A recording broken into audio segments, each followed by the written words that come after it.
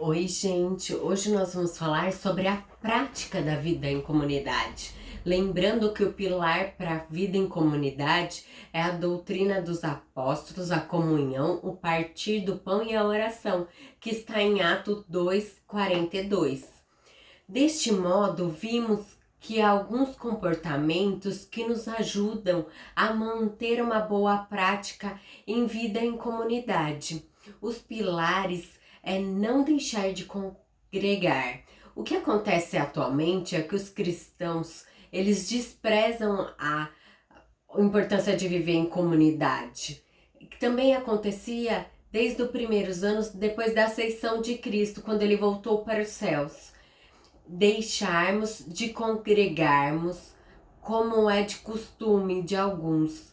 Antes façamos admoestações e tanto mais quanto vedes o que o dia se aproxima. Nesta carta dos Hebreus, nós vimos a importância de vivermos em união. Vimos que a congregação nos leva em repreensões, a fim de que sejamos transformados, encontramos irrepreensíveis para o dia da volta de Jesus. Esta é uma instrução que também podemos encontrar no Velho Testamento, em Provérbios 18:1. O solitário busca o seu próprio interesse e insurge-se contra a verdadeira sabedoria. Diante disso, nós encontramos que não é possível mantermos saudável na fé se nós estivermos sozinhos. Normalmente, quem se afasta se alegra que ele não está sendo compreendido e por isso prefere sustentar a ideia de que sua maneira de pensar não pode ser confrontada. Se aceitamos que todos os conceitos individuais, por mais contraditórios que sejam, são corretos, então o processo de santificação se torna circunstancial, podendo ser moldado à visão de que cada um de nós temos Jesus.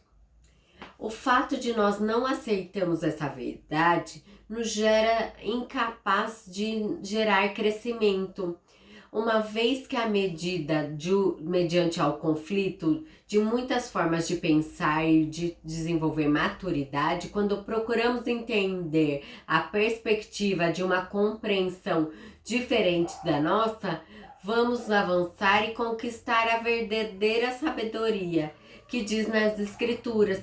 Além disso, aceitar a opinião oposta afetará nosso orgulho, aprimorando assim um coração manso e humilde. Não estou falando que é fácil viver em comunidade, mas nós temos que entender e nos posicionar com a perspectiva que o outro também vê. Nós podemos nem sempre estar correto. O segundo ponto é não tenha um coração ofendido. Sempre que nós recebemos uma exortação, temos a escolha de aceitar com mansidão ou rejeitar a sabedoria. Assim, um cristão de coração ofendido, quando confrontado sobre o seu caráter, foge do conflito e do convívio com os irmãos e passa a frequentar outros grupos. Entretanto, não podemos ser como um macaco indo de galho em galho, que nunca se estabelece numa congregação. É comum que algumas pessoas, depois de já ter tentados, passando por inúmeras comunidades, acaba fazendo parte de uma igreja online. No entanto, embora a igreja online, a internet seja uma grande ferramenta para o crescimento do reino, ainda é falha em desenvolver o discipulado de Jesus. É necessário conviver com pessoas que nos conheçam de perto e enxerguem as nossas fraquezas. Desta forma, nos ajudarão a curar as nossas feridas para nós assumirmos uma postura de nova criatura. Outro ponto é o perdão. Em Mateus 18:15, se o seu irmão pecar contra ti, vá e argumente entre ti e ele a sós. Se ele te ouvir, ganhaste um irmão. Liberar perdão é fundamental para viver em comunidade. Jesus nos ensinou a sermos ofendidos, nós devemos ter maturidade para procurar o nosso irmão e buscar uma reconciliação. Porém, muitos esperam que o primeiro passo seja da outra pessoa. Como consequência, as mágoas daquela situação apenas crescem e com o tempo se tornam cada vez mais difíceis de ser resolvidas. Além disso, a falta de perdão se disfarça de uma visão que espera que o outro nunca erre. Ou seja, se nós consideramos que nós somos falhos e falhas acontecem quando nós buscamos ser aperfeiçoados, nós seremos mais tolerantes com os nossos irmãos. Nós facilitaremos um perdão sincero. Mas se acreditarmos que a família da fé é constituída por pessoas perfeitas, irá demorar muito até sermos frustrados. Isso inclui todas as nossas autoridades espirituais, que então, submetida à mesma humildade em nossas vidas, sendo assim, um cristão maduro nunca se escandaliza com o erro do seu próximo, tampouco enxerga seu líder como um herói. Outro ponto é: seja obediente à voz de Deus.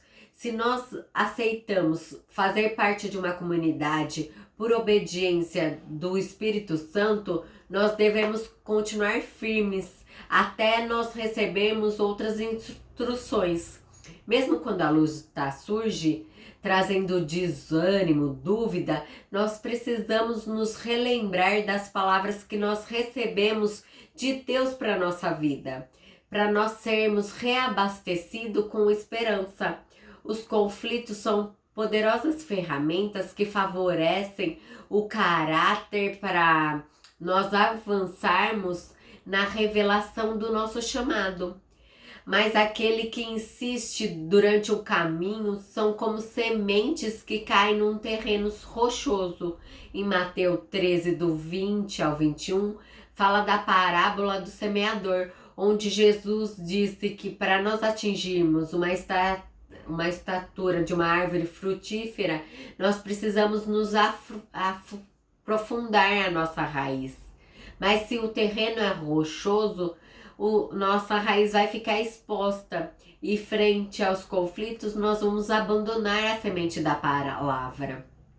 Com este ensinamento nós aprendemos que nós somos justificados na angústia e nas perseguições provenientes da nossa obediência, que trarão resistência à nossa raiz.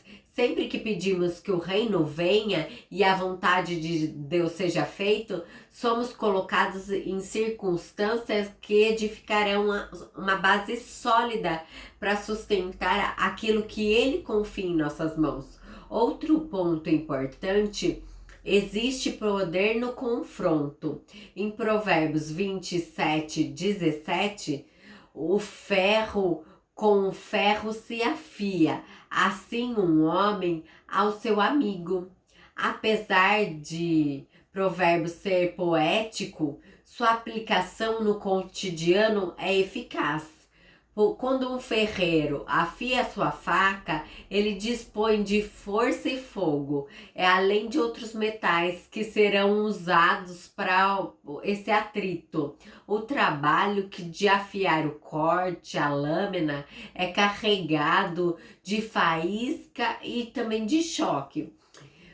Portanto, a situação de um ferro afiado com o outro não representa uma solução pacífica para tratar o caráter, mas trata-se de vivências com ideias e comportamentos em direção do nosso chamado, onde cada um tem a sua direção distinta do outro, onde um tem que se aperfeiçoar na exortação. Em 2 Coríntios 13, 11, quanto mais irmãos a Deus aperfeiçoe console, sede do mesmo, vivia em paz, e o Deus de amor e de paz esteja convosco.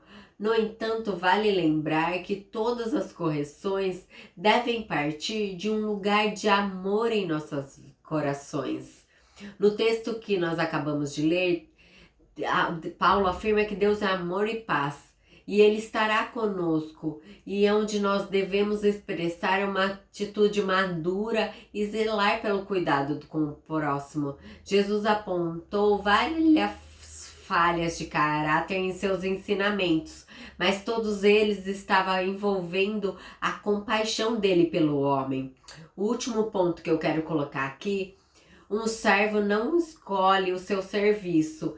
Um bom servo, ele está disposto a fazer tudo que lhe foi confiado. Um servo não precisa estar ligado com os nossos dons e talentos, ou estar ligado com a nossa missão ou o nosso chamado, porque isso não nos impede de trabalharmos em outras áreas do reino, como lavar banheiro, atender à recepção da igreja, organizar cadeiras. Isto também vale nos nossos dia a dia, visto que todos os nossos atos fazem parte do mesmo propósito para glorificar ao Pai. Em Filipenses 2, do 5 ao 7, Cristo não nos serviu apenas de morte de cruz, mas também como vida. A intenção era fazer o melhor possível, a fim que o Pai seja exaltado. Assim ele viveu de forma humilde, lavando os pés dos discípulos e ensinando a doar a sua própria vida pelo outro. O seu sacrifício rasgou o véu que separava o santo do profano, fazendo com que as nossas vidas sejam uma adoração integral para o Pai. Quando nós agimos com obediência e preparados para viver um plano específico para que Ele tem para nós, também precisamos entender que Deus nunca confiará seus bens de valores nas mãos das pessoas desocupadas. José do Egito, Gideão, Eliseu e Davi são exemplos de homens nas Escrituras que foram chamados pelo Pai enquanto eles estavam trabalhando. Eles não estavam vivendo a promessa do grande chamado, mas sim no momento em que eles se posicionaram como servos, eles foram encaminhados ao seu real propósito. Nós devemos nos manter ocupados com as boas obras, a fim de sermos chamados para fazer parte de um propósito maior. Em Salmos 133, do 1 ao 3, ó, quão bom e agradável é vivermos em união, irmãos. Um óleo precioso sobre a cabeça, o qual desce na barba, a barba de Arão, e desce pela gola de suas vestes. Assim, se nós quisermos desfrutarmos das bênçãos ordenadas pelo Pai, nós precisamos reconhecer a importância de estarmos unidos em Cristo Jesus. Essa não é uma tarefa fácil, mas nos coloca em um nível maior de maturidade. Nós precisamos que o reino de Deus se estabeleça num ambiente agradável de comunhão entre os irmãos.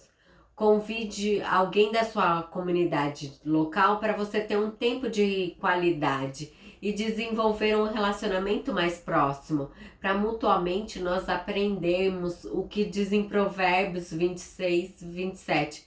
Este foi o período que você vai compartilhar metas, falhas e erros, conquistas e avanços, como atitudes que poderão fazer juntos para a família crescer.